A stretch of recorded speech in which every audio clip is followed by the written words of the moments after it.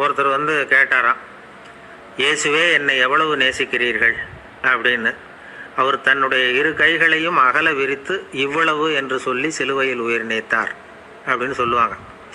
அதாவது அந்த நேசிப்புக்கு எல்லை கிடையாது, அதே போல் மன்னிப்புக்கும் எல்லை கிடையாது. இது இயேசுநாதர் சொல்லி கொடுத்த ஒரு பாடம்.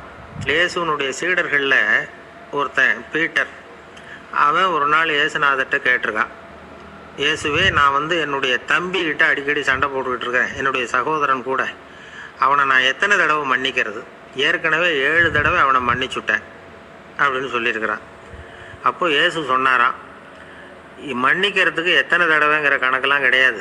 எத்தனை தடவை உன்னுடைய சகோதரன் உன்னை கோபப்படுத்துகிறானோ அத்தனை தடவை நீ மன்னிக்கிறதுக்கும் தயாராக இருக்கணும், அதுதான் அப்படின்னு சொன்னாராம்.